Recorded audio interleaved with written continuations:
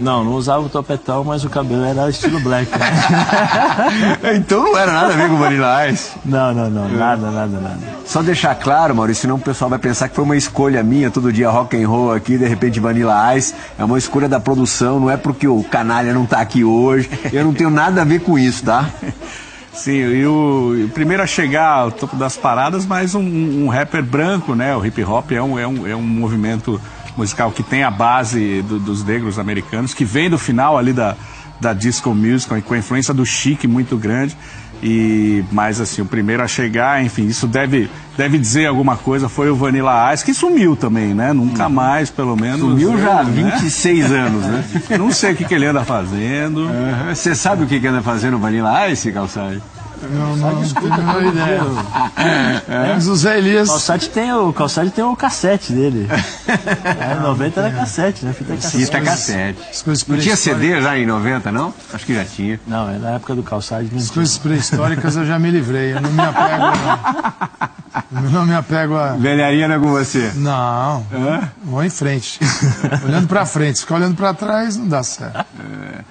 Fã do esporte, daqui a pouquinho a gente vai tratar do assunto do dia, provavelmente da semana, talvez do mês, que é o caso do Paulo Guerreiro, atacante da seleção peruana, do Flamengo, pego no doping no jogo contra a Argentina em Buenos Aires, penúltimo jogo da seleção peruana, na fase ali classificatória das eliminatórias. Já está suspenso preventivamente por 30 dias, portanto fora da repescagem contra a Nova Zelândia e no que importa para o torcedor do Flamengo, fora das semifinais da Copa Sul-Americana, baixa para os dois. Daqui a pouquinho, uma das maiores autoridades do assunto do país e do mundo, se tratando de doping esportivo, Dr. Fernando Solera, chefe do Comitê Antidopagem da CBF e membro do Comitê Antidopagem da FIFA, estará participando via link ao vivo deste bate-bola. Trataremos com todo o cuidado deste assunto daqui a pouquinho. Antes, outro assunto palpitante da semana, de algo que ainda não aconteceu, mas a gente está na expectativa desde a última terça-feira, talvez antes até do jogo do Palmeiras com o Cruzeiro aqui no Allianz Parque, o derby deste domingo em Itaquera. Zé, ouvi hoje Carille dizendo que o empate é um bom negócio para o Corinthians, o Valentim também para tirar a pressão dos seus jogadores, dizendo que o empate não é mal, não. Isso significa que a gente vai ter um jogo amarrado, com ninguém se expondo demais? Provavelmente, né? Provavelmente nós teremos um jogo mais de risco, acho que mais pro lado do Corinthians, por aquilo que vem acontecendo, né, durante o campeonato, nas últimas partidas especialmente, e a forma como o Corinthians vem enfrentando os outros jogos. O que dá para ter um pouquinho de esperança foi o segundo tempo da equipe do Corinthians com as mudanças do Carille. E dentro do que nós estamos acompanhando, né? Durante essa semana, algumas modificações ele deverá fazer, a gente não sabe, ele ainda deixou claro, né? Mas vai, né, Zé? No Cleison, se eu começar com o Cleison, já foi comprovado que ele não consegue terminar o jogo do mesmo nível, ao contrário, se ele entra no segundo tempo, ele dá velocidade. Ele treinou desse jeito? Não, né? Então, provavelmente ele deve entrar com o Cleison Romero, né, e com o Camacho ali no meio campo. O Corinthians vai mudar um pouco a característica, no sentido que o Camacho é um cara que dá mais dinâmica ao jogo, maior distribuição do que o Maicon. O Maicon é um jogador mais de projeção, né, que ele se projeta nos espaços vazios. As equipes adversárias já vinham fechando esse espaço e com dificuldade a bola não chegava no Rodriguinho. Com o Camacho e com o Gabriel, provavelmente o Corinthians vai se apoiar mais pelos lados do campo, especialmente pelo lado esquerdo, em cima do Cleison, e o Rodriguinho tendo um pouquinho mais de liberdade para rodar durante o campo, né, dentro do campo, não ficar preso ali ou jogando de costas. Eu acho que aí ele pode voltar um pouquinho, fazer vamos supor assim, um 4-1-4-1 ali, com o Rodriguinho um pouquinho mais pelo lado esquerdo ou com o Camacho. Aí depende muito da posição e da situação do jogo, né? Porque a forma como o Corinthians vem jogando já não é mais surpresa, e o Corinthians tem essa dificuldade. Com a última partida, teve uma melhora, vamos ver, mas e a possibilidade do Fagner, né, com o Léo Príncipe. Se o Léo Príncipe entrar, provavelmente o Romero vai ajudar na marcação. Você teve no CT hoje de manhã, né, durante o bate-bola Bom Dia, sobre o Fagner, o que você sentiu? Não, nada, pelo que nós estávamos conversando ali, foi uma encosta, um choque, vai tratar, amanhã provavelmente deve ir a campo, mas assim, sinceramente, nessa altura do campeonato, conhecendo um pouco ali o ambiente, sabendo o que o jogador é capaz de fazer para jogar uma partida como essa, aquela famosa botinha, né, uma proteção extra ali no tornozelo e vamos para o jogo. Né? Você falou em ambiente, você que tem uma sensibilidade aguçada para perceber, claro, ambientes em clubes de futebol, sentiu o que lá hoje? O ambiente está tranquilo, mas é aquela coisa, nos treinamentos você muitas vezes não demonstra esse tipo de situação, até porque quando vai se aproximando do jogo, que aí você começa a memorizar, a pensar na partida, a imaginar situações com o teu adversário dentro de jogo, onde vai receber essa bola, como é que eu vou anular, qual é a característica. Agora acho que os jogadores começam, agora não, hoje é sexta, né, mas amanhã depois do treinamento aí começa realmente a mentalizar, a focar e o ambiente deixa de ser aquela brincadeira, né, aquela coisa que é normal dentro do futebol, por mais que você esteja vivendo uma situação um pouco complicada, é difícil ali, você tem que tentar ter um pouco de concentração ali, descontração para poder deixar o ambiente um pouco mais calmo, um pouco mais leve, né, para poder treinar. E acho que no sábado, quando acabar o treinamento com a torcida, que é aquela famosa, estamos apoiando, mas ao mesmo tempo, você sabe que se vocês perderem aí, nós... Você acha que é uma boa, Calçade, treinamento aberto para a torcida nesse instante específico? O Corinthians vai fazer, mas se alguém tiver certeza que isso vai ajudar, eu acho que está equivocado, porque pode não... Nesse momento, eles estão se sentindo pressionados, isso é claro, você vê isso pelos jogos. Então, este apoio, você acha que o Corinthians precisa, o jogador precisa saber que a torcida está apoiando? Basta olhar para o estádio, sempre repleto, né? Não é um estádio vazio, é um estádio sempre cheio. O torcedor apoia e apoia mesmo. Então, eu não sei se... não dá, ninguém tem garantia de que este apoio, como disse o Zé, você vai falar, o cara vai sair grandão, entendeu? Ele termina o treinamento sábado assim, gigante. Já comigo. Já comigo, pô, que apoio. Apoio assim é para quem não recebe. Quem não recebe se surpreende, sai forte. Mas quem já vem recebendo, imagina uma torcida em jornada dupla. O torcedor está trabalhando muito, trabalha no sábado e trabalha no domingo. Não é parecer o Zé Elias. Não é fácil. Mas, tudo bem, assim, o que eu vejo você tem ali uma queda de rendimento absurda. A gente vai mostrar aqui números bem legais hoje que refletem isso. Um problema que acaba indo para o lado de emocional, porque isso afeta o jogador. Você deixa de arriscar, você tenta algo mais seguro, e aquele jogo mais de segurança nem sempre desenvolve o jogo que o time pode jogar, o que jogou lá atrás, quando havia uma liberdade, principalmente aqui dentro, na cabeça de cada um, para jogar, para se estabelecer num campeonato que de repente apareceu para um time que não se imaginava campeão brasileiro. Com certeza não se imaginava. E aí quando passou a se imaginar... E algumas situações, né, Calçade, que demonstram esse tipo de nervosismo que antes não vinha acontecendo. O Cássio, no jogo contra o Bahia, no último minuto indo para a área para finalizar. No jogo contra o Botafogo, quando o Jô marca o gol, o Gabriel ele corre para dentro do gol, pega a bola e leva para o meio do campo. Como se a situação tivesse, sabe, desesperada. Assim. Pô, você fez o gol, calma. E a questão, tá Cleison e Jadson, para bater a falta no Moisés do Carelli, se enquadra aí ou é outra história? Não, isso é outra história. Isso é normal. Você já sai do campo quando você tem um treinador que tem as coisas estabelecidas antes mesmo de começar o jogo. O cara sabe, então isso é treinado. E na sexta-feira o Jadson vinha treinando. Ele pegou no último campo lá, ele pegou uma bola, ficou treinando e tal. Mas quando você vai pro jogo é o seguinte, tem uma prancheta grande lá. Barreira, primeiro homem, fulano de tal, segundo tal. Só no PSG tal, que não é assim, né? Não, no PSG deve ter sim, mas ali foi dá para perceber que é um pouquinho de ego, né? Maurício, é claro que a gente está distante, a gente sempre vai falar numa situação hipotética, né? Mas fosse você, diretor do Corinthians, ou gerente de futebol, quem enfim, tivesse no cargo a função de decidir isso, você abriria o treinamento de amanhã ou não para a torcida no estádio do jogo? Eu abriria sim. Eu acho que nesse momento a torcida não está satisfeita, porque o Corinthians tinha o seu campeonato na mão e viu esse campeonato escapar um pouco, não que ainda não esteja, o campeonato está muito ao alcance do Corinthians e mais do que qualquer outro clube, mas a surpresa da queda de rendimento foi muito grande. Agora, é importante que a torcida nesse domingo abrace o time. É importante dizer que esse time entregou até agora um posicionamento que ninguém imaginava que pudesse entregar no início do ano. Então, no saldo de primeiro turno e segundo turno, a campanha do Corinthians ainda é muito boa e surpreende positivamente, surpreende o seu torcedor. Esse título, o corintiano não contava com esse título brasileiro esse ano. Essa que é a verdade, os favoritos eram outros. O Corinthians tem o peso da sua camisa e por isso sempre entra com perspectiva, mas o torcedor não contava no começo, mas depois passou a ter certeza que ele viria. Depois passou a ter certeza, por isso que então você tem um momento de sentimentos estranhos ali.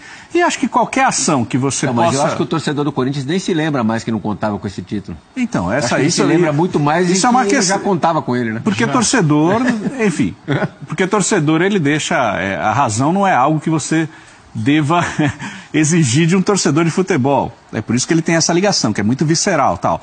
Mas nesse momento de instabilidade da campanha, eu acho bacana, eu acho positivo. Até porque é uma atitude simpática. Eu duvido que vá algum torcedor num treinamento aberto nesse ponto e vá lá cobrar alguma coisa. Vá lá com mau humor. Né? O que for vai ser para... Uma cobradinha ou outra os caras vão ouvir. Mas será, não vai será no treinamento? Não sei, eu acho difícil. Então, não creio que isso se reflita, claro, num aumento de rendimento diretamente. Mas acho que ajuda a criar um clima, esse contato com o torcedor positivo. Na minha época, todo dia. A gente treinava na Parque São Jorge. Mas assim, com a torcida em massa presente? Nós chegamos a treinar com 10 mil pessoas, 12 mil pessoas dentro da Fazendinha. Na semifinal, acho que da Copa do Brasil, Campeonato Paulista. Era divertido o treino na Fazendinha, né? Era uma situação diferente, né? Você tinha os sócios, na pior das hipóteses, você tinha os sócios do clube ali, vendo treino. Todo dia. Assim, não se fechava.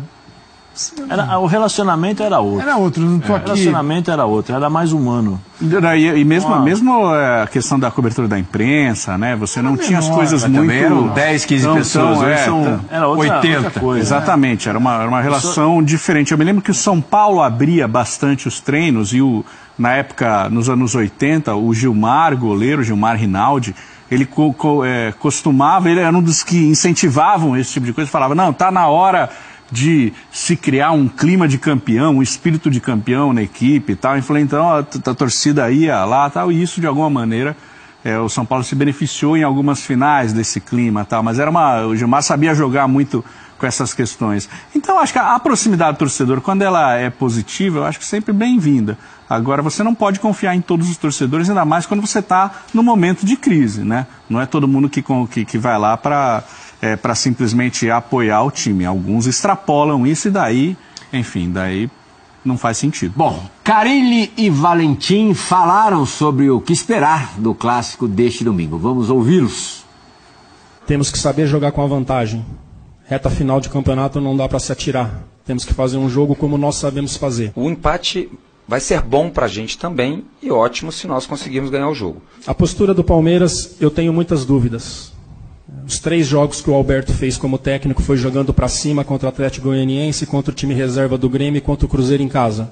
Não conheço o Alberto ainda, muito pouco para falar, muito pouco tempo. O que eu passei para os jogadores e pedi foi uma das coisas que a gente tem conversado muito desde que eu assumi nesses 4 jogos, é de nós mantermos sempre um padrão de jogo. Não vi ele enfrentar nenhuma equipe ainda numa situação dessa, né? Então estamos nos preparando para todas as situações. Contra o Corinthians a gente vai procurar, lógico, com muita atenção a hora de atacar com qualidade, atacar com o número certo de jogadores e fazer o nosso jogo. Ganhar sempre é bom, imagina um clássico.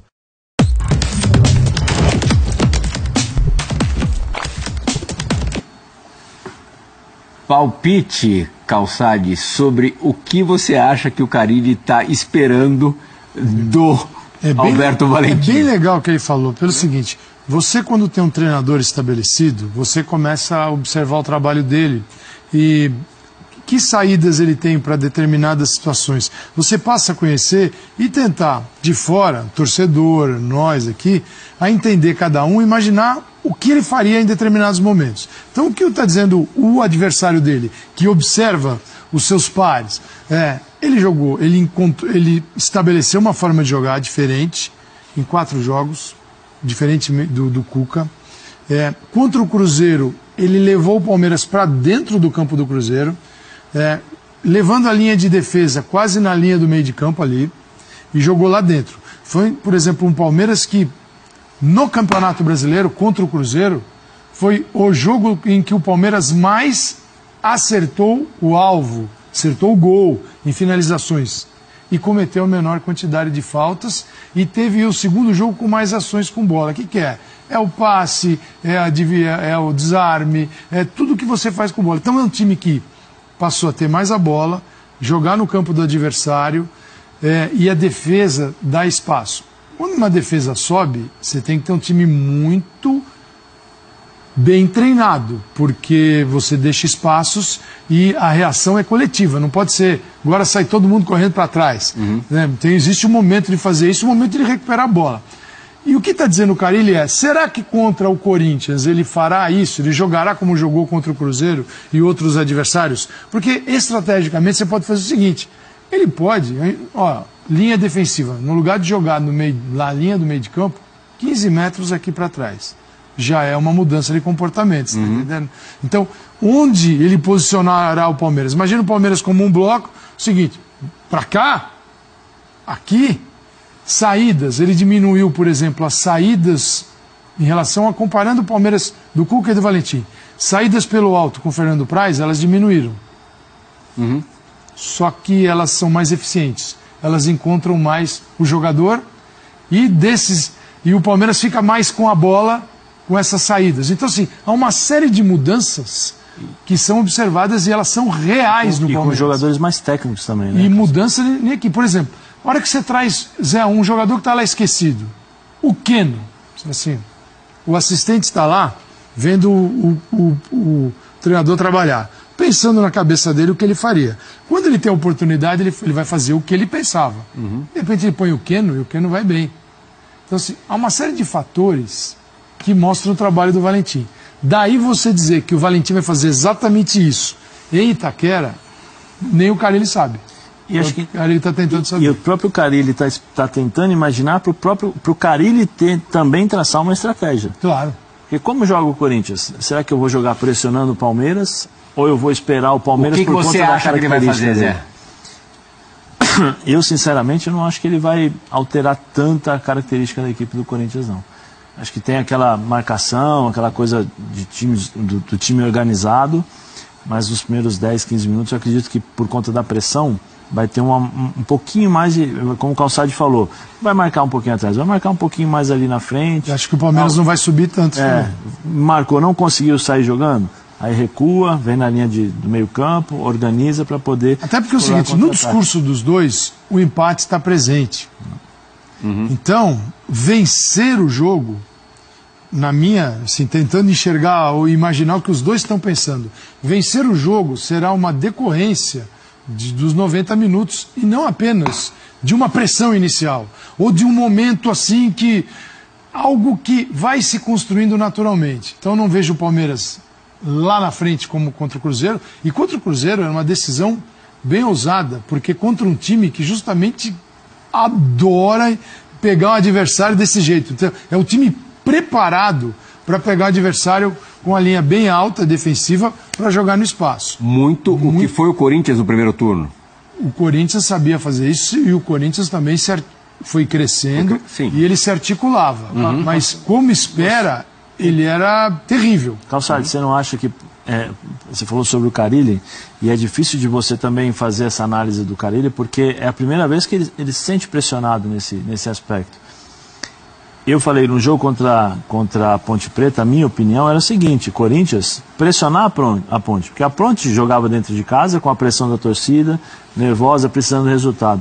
Pressiona, tanto é que no único momento em que pressionou um pouquinho mais, o Luca errou a saída de bola, o passe, o Jadson chutou, o Aranha defendeu e aí no decorrer do lance o Gabriel já acertou a trave.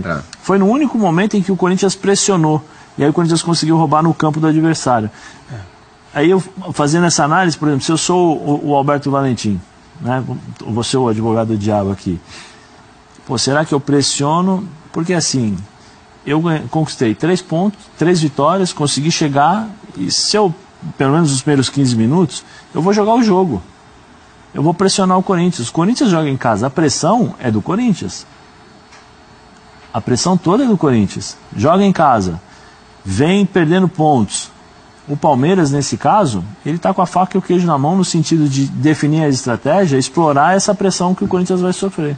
15 minutos de jogo, eu pressiono, forço ali, consigo um gol, que é a possibilidade dos jogos. O Fluminense contra o Flamengo na Sul-Americana conseguiu um gol aos 8 minutos. Muda toda uma partida. Mudou. Você imagina se o Palmeiras consegue, dentro da casa do Corinthians, através dessa marcação-pressão, dessa mudança de postura, um gol. Como é que vai reagir? Como irão reagir os jogadores do Corinthians? Como o estádio vai reagir a esse tipo de situação? Se eu sou adversário do Corinthians, será que eu aproveito? Qual que é a característica do Corinthians? O Corinthians está esperando que eu realmente vá ficar atrás e jogar? Então, assim, eu acho, né? Se eu sou o Alberto, eu não tenho nada para perder. Pelo contrário, eu vou jogar os meus primeiros 15 minutos em cima do Corinthians, forçando o erro dele, para poder aproveitar. E um resultado que é, assim, o resultado de vitória, para qualquer lado, ele é incrível, porque aí depois desse jogo, os clubes terão 30 pontos. 6 jogos, né? 6 jogos. 6 jogos, 30 pontos. Não, 18 pontos, estou pensando nisso, fazendo outra conta. 18 pontos. 18 pontos. Se o Palmeiras sair a 5 do Corinthians e empata o jogo, olhando para a instabilidade do Corinthians, 5 pontos com um líder vigoroso é muito ponto. É boa a diferença. É uma diferença muito boa para uma reta final de campeonato, tendo um líder que está competindo. É a moral, né? Mas um líder que, cheio de dúvidas, como é o Corinthians nesse momento, a diferença de 5, o Palmeiras pode tirar. É o seguinte, o Corinthians... ainda é considerável, mas é tirável. Porque o Corinthians vai jogar contra o Atlético Paranaense fora de casa e o Palmeiras pega o Vitória num local onde o Vitória é fora de casa, que é em casa. Onde ele se dá muito mal. Então, digo, tem campeonato, tem jogo e tem instabilidade no Corinthians para o Palmeiras se considerar ainda na luta pelo título. Por que a gente não fala do Santos, hein? Esse é outro capítulo. O Santos vai jogar antes, é o primeiro jogo, pode ficar 3 pontos. Mas pode ter tem um fato novo, que é o Elano, né? Então, mas tem um treinador novo que está estreando. Quer dizer, você imagina. Aliás, esse competidor lembrado pelo Maurício acabou de mandar o treinador embora. E assim como o Palmeiras recentemente. Na verdade, quem podia imaginar, olha como é o futebol brasileiro, os 3 times que estão disputando o título, os 3 trabalham com treinadores novatos, sendo que 2 interinos, né? Interinos mesmo, o Valentim e o Elano, e um ex-interino que acabou ficando porque, enfim, teve ótimos resultados. Só não foi interino porque ganhou o Paulista, senão, quer dizer, olha, isso reflete evidentemente a falta de planejamento dos nossos clubes, tá? Porque o time está disputando, o time está lá em cima, os 3 times estão lá em cima. E Santos e Palmeiras tiveram problemas recentes e demitiram seus treinadores mesmo estando lá em cima. E agora esses caras estreiam, o Valentim super bem até agora, o Elano um ponto de interrogação e o Elano acho que, porque o Valentim ele já tem uma responsabilidade em cima dele. O Palmeiras, poxa, tem um baita de um elenco, tal, chegou a ficar com o título só em suas mãos, dependendo das suas forças. E o Santos não. O Elano é o que está, acho que, mais franco atirador, né? E de repente essa leveza pode recolocar o Santos, dependendo do resultado de amanhã, dependendo de um empate no domingo, por exemplo, o Santos vai e fica a 4 pontos do Corinthians, né? E daí coloca um elemento novo nessa reta final. Um jogo fácil, né? Vai enfrentar o Atlético Mineiro, que nas últimas rodadas também deu uma melhorada em relação ao o Santos joga em casa. O domingo pode colocar o Santos na disputa do título. O domingo pode dar ao Corinthians a certeza da conquista do título, se ele vencer, ficar 8, e aí com uma quantidade menor. Pode trazer o Palmeiras, com a vitória do Palmeiras, com o momento do Palmeiras e o do Corinthians. Se o Palmeiras vencer Itaquera, acho que é muito viável a conquista do título do Palmeiras, porque você não encontra no Corinthians um poder de reação. Então, assim, o domingo vai dizer muito desse campeonato. Se ele está... Eu ia colocar exatamente esse domingo aí vai decidir muito disso, né? Porque é a questão da moral também, né? A questão, por exemplo, uma vitória pode ocasionar no vestiário do Corinthians, e uma vitória ocasionada no vestiário do Palmeiras.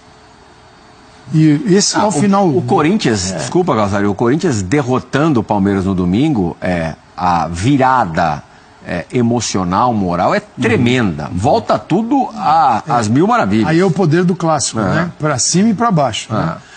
Ao final desse campeonato, sei lá para frente, a gente seria legal parar, observar tudo o que aconteceu e analisar se o futebol brasileiro, qual é o caminho que nós queremos. A gente quer o melhor, mas infelizmente tem muita gente trabalhando contra e eles mandam. Quem trabalha contra tem poder. Porque é o seguinte, você chegar, faltando 7 rodadas, você tem 2 interinos entre os 3. Interinos. Você tem um primeiro turno em que vários jogaram a toalha. Treinadores. Todos. Muitos. Se recuperar a entrevista de treinadores, os caras tem treinador que falava em 2018, na virada do turno, como se 17 já tivesse acabado. E aí o Corinthians trouxe todo mundo para um outro campeonato. Então, assim, observar esse campeonato e extrair dele uma boa leitura do que aconteceu, porque tudo é uma questão de como você observa. Se o Corinthians fosse ao contrário, 35% de aproveitamento no primeiro turno e 82% no segundo, a visão de final de Corinthians seria extraordinária. Pois Corinthians, primeiro turno, segundo, que arrebentou. Poder de recuperação. Que bom, ganhou o título, que fantástico. Quer dizer, a fase ruim apaga. Como é inverso, a fase boa, depois vem a ruim, você vai, se for o campeão, vai ser um campeão assim, o torcedor daqui a uns anos não vai lembrar. Mas precisa ser discutido tudo isso que aconteceu, porque não dá para viver desse jeito que nós estamos vivendo assim. A questão dos técnicos eu acho um pouco mais complicada, porque eu acho que essa roda viva vai continuar, tenho quase certeza disso. Mas a coisa de jogar a toalha muito precocemente, isso talvez algumas pessoas tenham aprendido, que dá para buscar mesmo com o segundo turno já em andamento, já com algumas rodadas. Bom, já as mudanças que Carille e Valentim devem fazer, tudo sobre o exame de Guerreiro e Neymar. Estaria brigado com o Unai Emery? O bate-bola volta já.